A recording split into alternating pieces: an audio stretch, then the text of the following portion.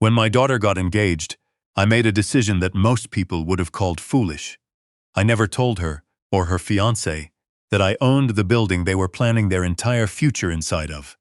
And thank God I kept my mouth shut, because 14 days after I paid for their rehearsal dinner, their flowers, and the open bar that ran until 2 in the morning, my new son-in-law walked into my kitchen with a folder of documents and a smile that didn't reach his eyes. He wanted me to sign over the deed to my commercial property in downtown Portland. He called it estate planning. He called it protecting the family.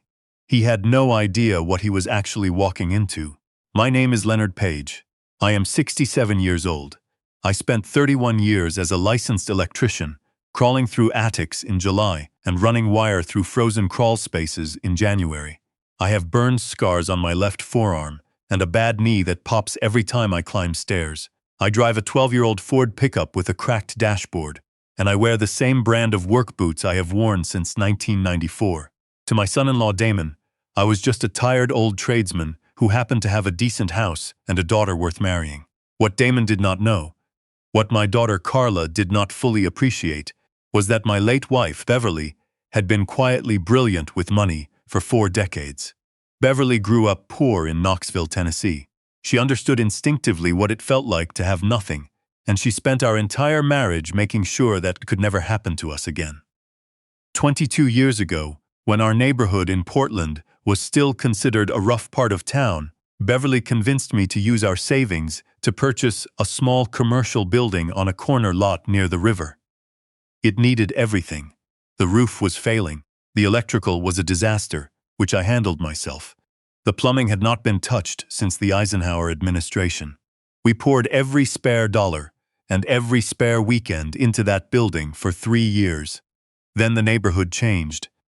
By the time Beverly passed away from pancreatic cancer 18 months ago, that building was worth $2.4 million.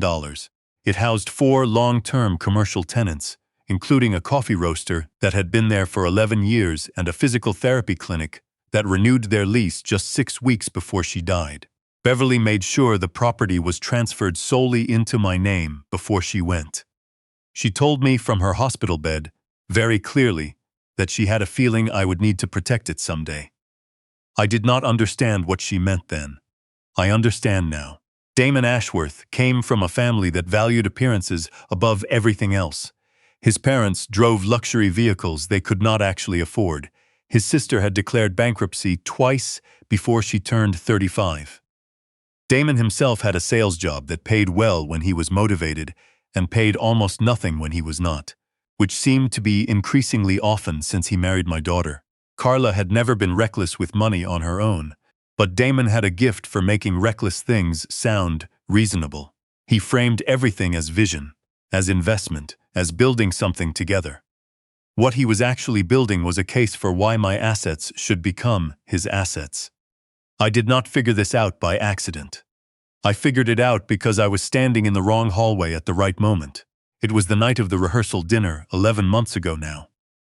The restaurant was loud and bright and everyone was laughing. I had stepped outside to get some air because the combination of the noise and the grief, Beverly should have been at that table, was sitting heavy on my chest. I walked down the side alley toward the parking area, and I heard Damon's voice coming from around the corner. He was on the phone. His voice had that clipped, efficient tone he used when he thought no one important was listening. I stopped walking. He was talking to someone named Craig. From the conversation, Craig appeared to be a real estate attorney or possibly a broker. Damon was describing my commercial building in detail, the square footage, the tenant mix, the location, relative to the new development going in 2 blocks north. He clearly had done his research. He told Craig that the property was underperforming relative to market, and that once he had access to the asset, he intended to clear the existing tenants, renovate the ground floor into short-term retail pop-ups, and sell within 18 months at what he estimated would be a $3 million exit. He did not once mention that the building belonged to me. He spoke about it the way a person speaks about something they already consider theirs. Then, he said something that made my stomach drop completely.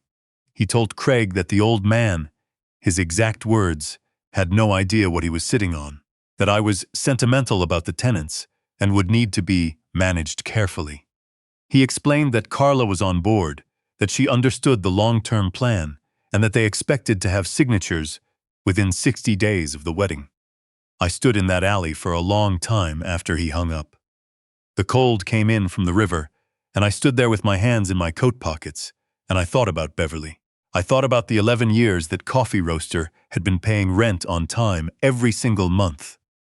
I thought about the physical therapy clinic and the young woman who ran it, who had sent me a handwritten note when Beverly died, because Beverly used to bring her staff cookies at Christmas. I thought about what it meant that my daughter was on board. That last part was the one that cut the deepest. I did not confront Damon that night. I did not pull Carla aside and demand an explanation. I am not a man who acts on raw emotion when the stakes are that high.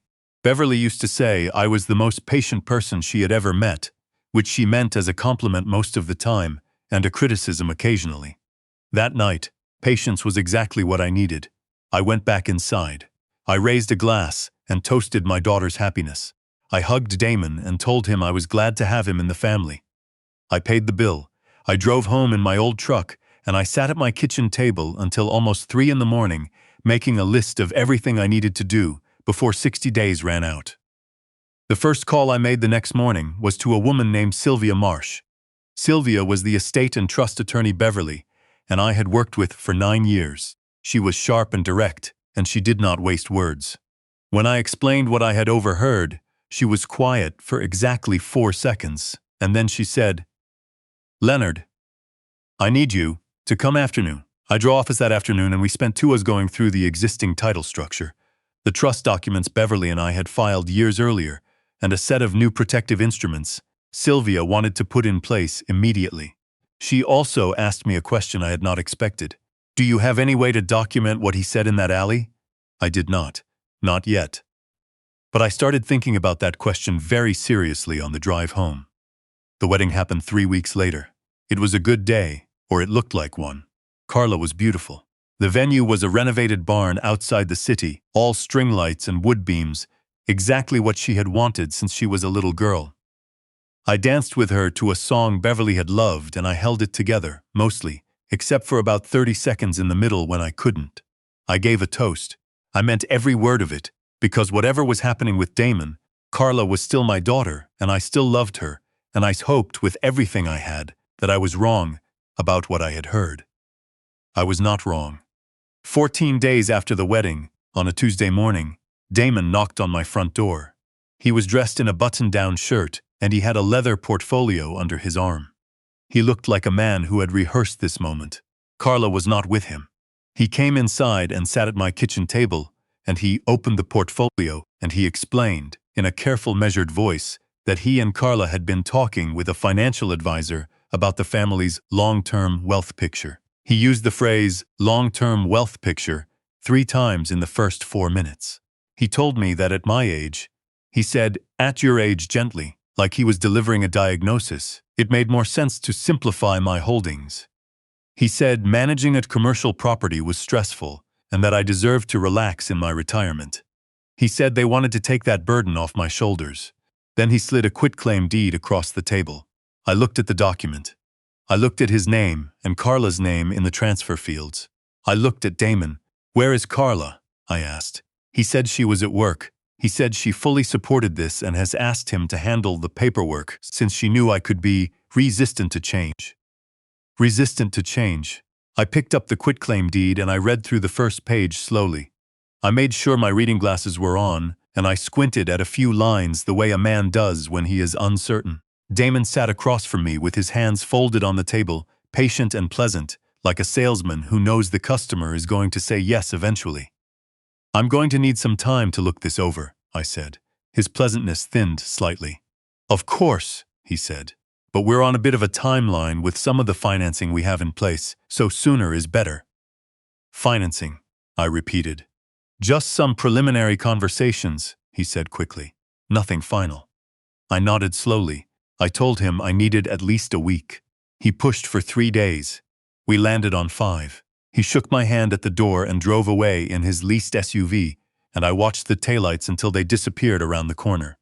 Then I went upstairs and made a phone call. Sylvia picked up on the second ring. I told her it had started. She told me everything was ready. Over the previous 3 weeks, while I had been attending a wedding and dancing with my daughter and pretending everything was fine, Sylvia had been busy.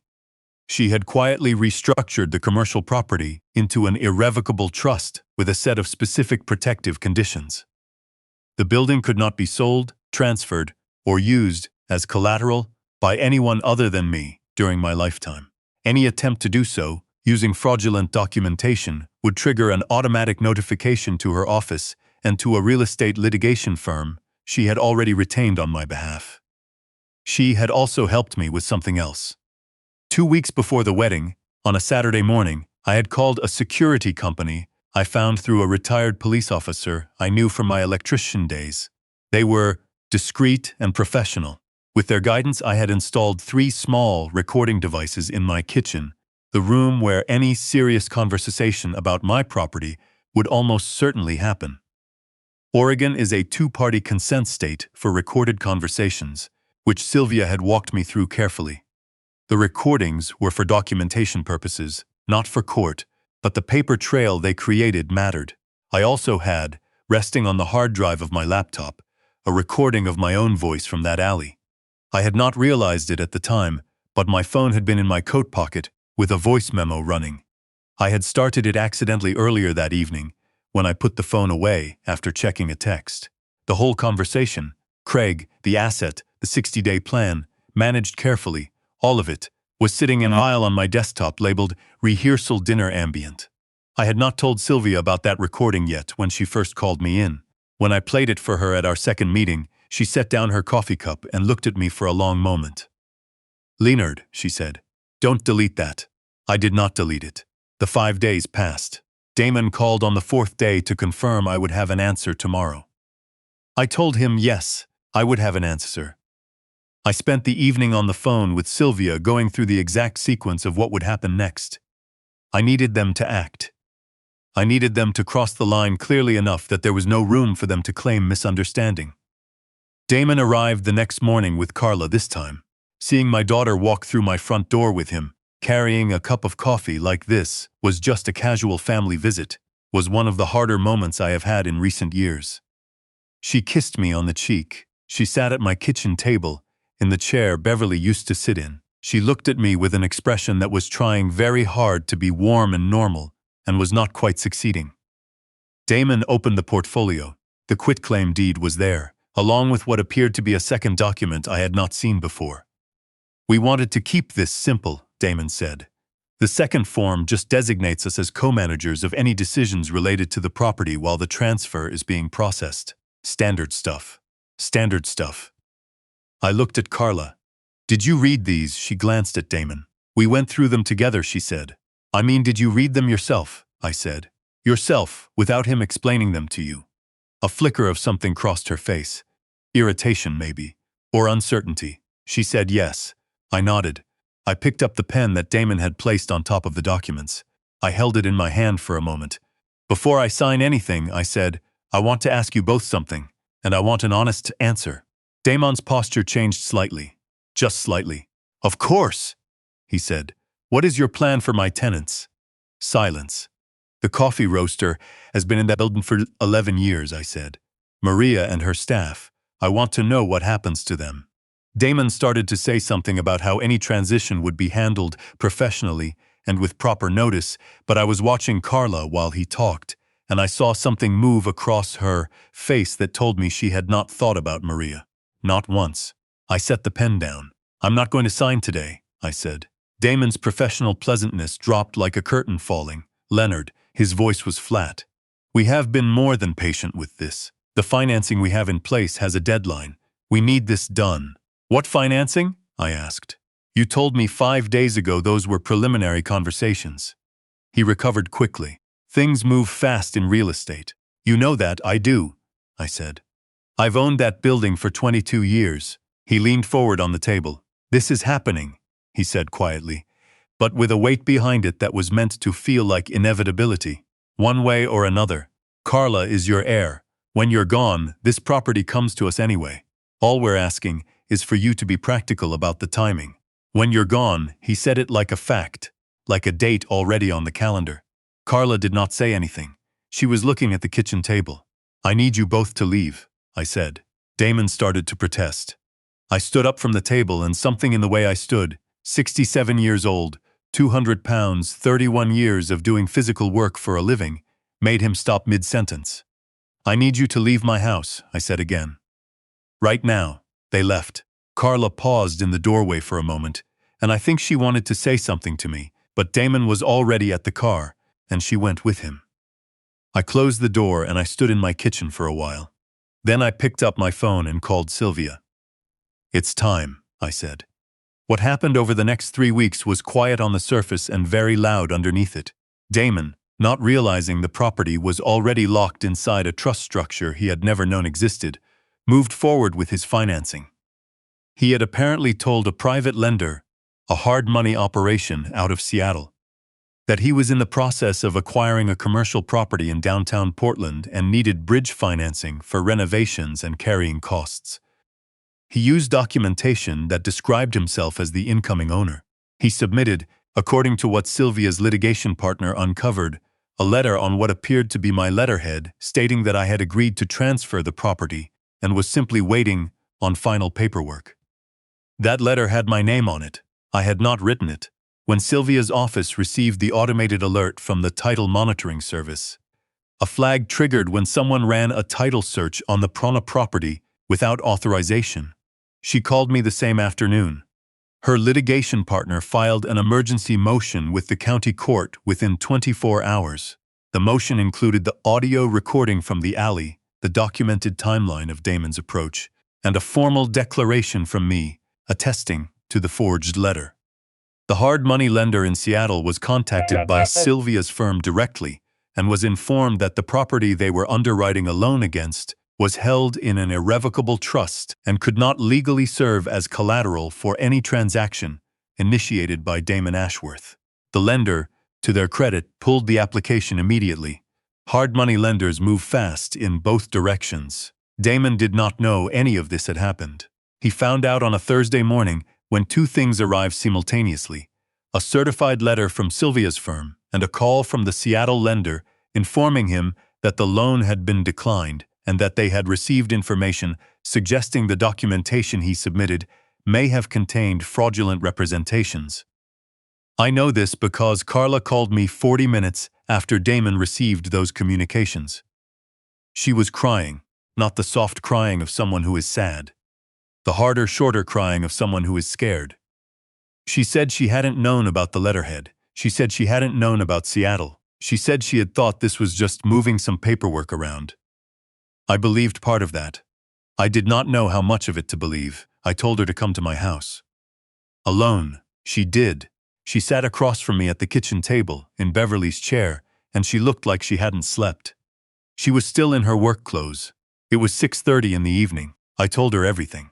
The alley, Craig, the 60-day plan, managed carefully. I pulled out my phone and I played her the recording, all of it. I watched her face while she listened. Whatever she had told herself about what she and Damon were doing, whatever comfortable version of the story she had been living inside, I watched it come apart in real time. When it ended, she didn't say anything for a long time. "He said it was your idea," she finally said. "He said you had mentioned wanting to simplify things after Mom died. He said you brought it up first." "Did I ever say that to you directly?" I asked. "In your own memory, did I ever once say I wanted to sell that building?" She closed her eyes. "Carla," I said, "that building is how your mother and I paid for your college. That building is what paid the medical bills when she was sick. Those tenants came to her funeral. Maria from the coffee place brought food to my house for a week after your mother died." She started crying again. I am her father. Sitting across from my daughter while she cried was not something I could do without it costing me something. But I also knew that what I said next mattered more than how either of us felt in that moment. "You have a choice to make," I said. "Not about the building. The building is not something that can be signed away. Your mother made sure of that before she died, because she was smarter than either of us. But you have a choice about what you do next, about who you decide to be." She wiped her face with the back of her hand. She looked at me. What did he actually do? She asked quietly. Legally, what does this mean for him? I told her that Sylvia and her litigation partner were determining that now. That submitting a fraudulent letter with a forged signature to a lender in connection with a real estate transaction was a serious matter. That the recording from the alley, combined with the documented timeline and the forged communication, put Damon in a very difficult position. That the outcome would depend on how the next steps unfolded and whether he tried to deny or deflect, or whether he cooperated. Carla sat with that for a while. Then she asked me something I had not expected. Did Mom know this might happen? I thought about that for a moment. She knew Damon wanted things, I said. She told me once that he looked at our building the way some people look at other people's things, like it was just sitting there, waiting to belong to someone more ambitious. I paused. She didn't say she thought he would go this far, but she made sure the property was protected anyway. That was your mother. Carla stayed at my house that night. She slept in her old bedroom for the first time in years. I made eggs in the morning, and we sat at the kitchen table and talked about Beverly for a while, which was something we had not done enough of since the funeral. The legal process that followed was not fast, and it was not simple, but it was thorough. Damon retained an attorney who spent several weeks arguing that the forged letter had been a miscommunication, a draft document that was never intended to be submitted. Sylvia's litigation partner dismantled that argument, methodically using the email chain between Damon and the Seattle lender, which the lender had voluntarily provided once they understood the full picture. The emails showed Damon actively representing himself as the incoming owner of the property across multiple exchanges spanning 3 weeks. There was no version of those emails that supported the miscommunication story. He was formally charged with fraud in connection with a real estate transaction and forgery of a financial document. Both are felony offenses under Oregon state law. His attorney negotiated a plea agreement that resulted in 2 years of supervised probation, a significant fine, mandatory restitution, and a permanent bar from holding any real estate license in the state. He also lost his sales position when his employer became aware of the charges, which happened quickly because the Portland business community is smaller than it appears. The leased SUV went back to the dealership. The apartment they had been renting in a newer building near the Pearl District was suddenly unaffordable. Damon moved in with his parents for a while. I know this because Carla told me, not because I was tracking him. I had stopped needing to track him the moment the legal process began. Carla filed for divorce 4 months after that Thursday evening at my kitchen table. It was not a dramatic decision. She told me about it quietly, on the phone, the way you tell someone something you have been sitting with long enough that it no longer feels like news. She said she had tried to figure out if there was something under all of it that was worth saving. She said she couldn't find it. I told her I was sorry. I meant that. I was sorry that she had married someone who turned out to be that person. I was sorry that it took something this painful to make it visible. I was not sorry that the building was still standing, that Maria's lease was intact, that the physical therapy clinic was still where it had been for 11 years, that Beverly's careful work was still doing what Beverly had intended it to do. Carla moved back to Portland properly that fall. She found an apartment 20 minutes from my house. She started coming to dinner on Sundays, which she had not done since before the wedding. She brought groceries sometimes. We cooked together in the kitchen where Beverly had taught her to cook, and it was not the same as it had been, but it was real, and real was enough. I spent some time that winter going through Beverly's papers. She had kept everything, receipts, letters, notes to herself in her small, careful handwriting. I found a folder labeled simply with the building's address, and inside it was a letter she had written and never sent. It was addressed to me. It was not dated. She wrote that she knew I would take care of things. She wrote that she wasn't worried about the money. She never had been, not really, because money was just a tool, and she had always trusted me to use tools correctly. What she was worried about, she wrote, was whether I would take care of myself. Whether I would let people in after she was gone. Whether I would remember that the building was never really the point. The people were the point. The relationships were the point. The building was just how you kept those things stable enough to last. I read that letter 3 times sitting at the kitchen table. Then I drove to the building on a Tuesday afternoon, let myself in through the side entrance, and walked up to the coffee roaster on the second floor. Maria was there, the way she always was in the afternoon, going over roasting schedules with one of her staff. She looked up when I came in. I told her I just wanted to check in. She poured a cup of something dark and smooth that she said was from a new relationship they had developed with a farm in Colombia. We sat by the window and drank coffee and talked for almost an hour about nothing in particular. Her business. The neighborhood. A mural someone had painted on the building across the street over the summer. When I left, she walked me to the door and told me that Beverly would be glad I was doing okay. I told her I was working on it. I am still working on it. That is probably the most honest thing I can say. I am 67 years old, and I have good days and days that are harder, and I drink my coffee in the mornings at the same table, where a lot of the important things in my life have happened. I keep Beverly's letter in the folder where I found it, in the filing cabinet in my office, next to the trust documents that she helped put in place and that kept everything intact when it mattered. I think about what she said sometimes, about the building being a tool, about the point being the people. She was right. She was almost always right. And the one thing I am certain of, sitting here on the other side of all of it, is that the best thing I ever did was listen to her. Not just at the end, when it was urgent, but for all the years before that, when it was quiet and ordinary, and we were just two people building something together one day at a time. That is what I would tell anyone who is sitting where I was sitting a year ago, frightened and angry and trying to figure out what to do. The patience is not weakness. The quiet is not surrender. Sometimes the most powerful thing you can do is wait and document and trust that the structure you built with the right person will hold when someone else tries to tear it down. It held. Beverly made sure of that, and I made sure the rest.